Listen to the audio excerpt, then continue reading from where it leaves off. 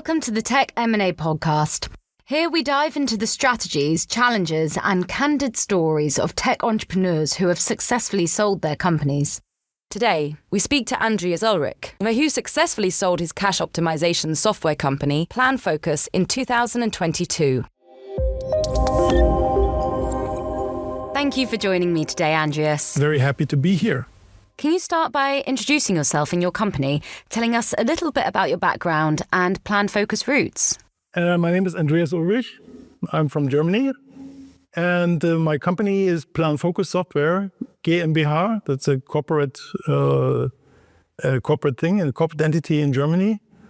And we were developing, and we still work on that, software for cash planning, for the financial industry, for banks, for central banks, as well as for the retail market. The fundamental thing is that we are forecasting and planning cash deliveries between so-called cash points, which can be ATMs or bank tellers or vaults and such. I'm from Bavaria. Exactly speaking, I'm from Munich. Most of the people know Munich because of the Oktoberfest, which is the largest party on the planet, so to say, beer party. And I'm really enjoying being there. The Alps are very near. You can go skiing. You can go to the Mediterranean. It's a very nice place. I was born there, actually, and living there, and did my computer science studies there as well at the Technical University of Munich, and then met my business partner, Joachim, in 2002, I think, talking about business opportunities that would have together. And 2004, or I guess in the beginning of 2004, we had the idea to try this cash planning or cash management topic, because I was in the financial industry for many years as a freelance software developer, and he was a specialist in supply chain management. That's a combination which is kind of unusual for banks. But that was the perfect combination to do exactly that, what we did and what we still do today. Why did you decide to take PlanFocus through the M&A process? We were thinking about M&A from the very beginning of the company. Oh. The process was kind of unclear for us because we were newbies when it comes to M&A. But we had the plan from the very beginning of the company to go for an exit at the appropriate time. We didn't know which time this would be. And in 2018 or 19, we decided to go for an M&A process. This was kind of in schedule, not time-wise, but that was for us, from our gut feeling, was the moment where we should do that in terms of extending our opportunities with the company. And what surprised you most about the process? Is there anything you would change about the journey? So what was actually surprising in the M&A process was the extent to which everything was analyzed and discussed and documented, and in the end, the due diligence process, which was really time-consuming. It's really hard to do that in parallel to your daily duties that you have as a managing director of company. So it was really time-consuming. It was exhausting in a way, director of company experience anyway, because it was a thing where you really learned a lot. Much more, I would say, than the years before, because we were doing our business, doing research and so on. But there was a completely different field, economics in this case. Did we make any mistakes in the process? I wouldn't say so. I guess it was quite straightforward. It was influenced, of course, by the COVID pandemic,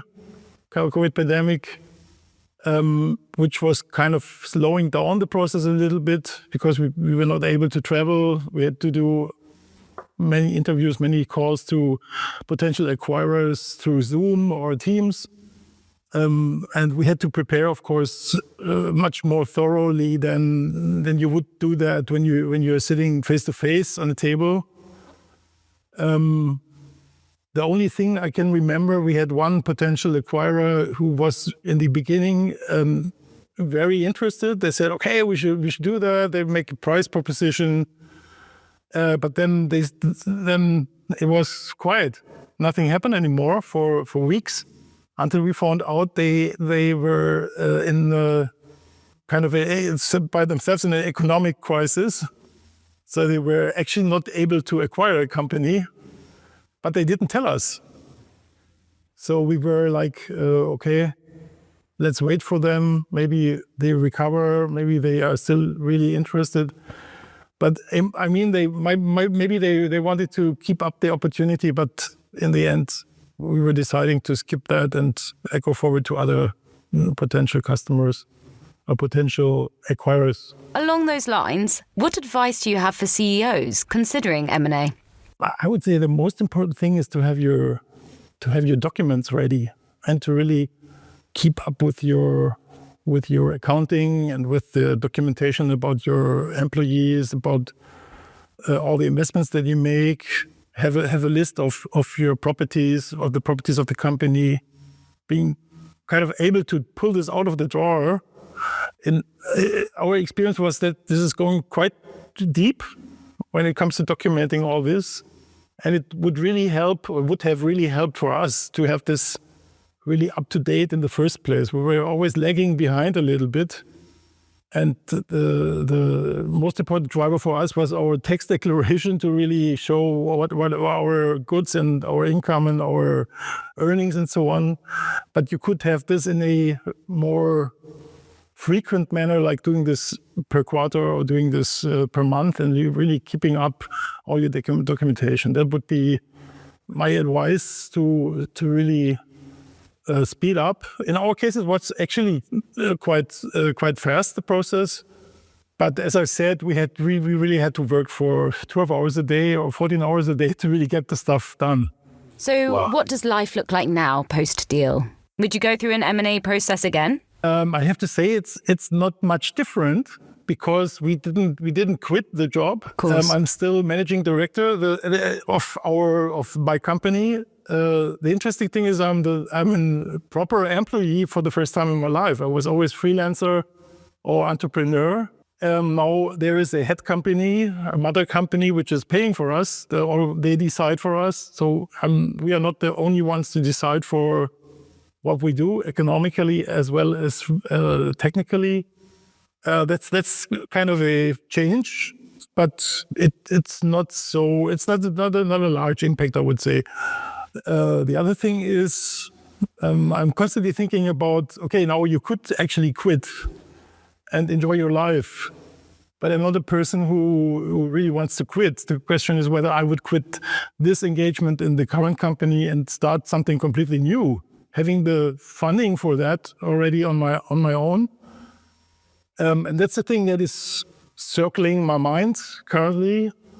And I'm looking forward to what happens.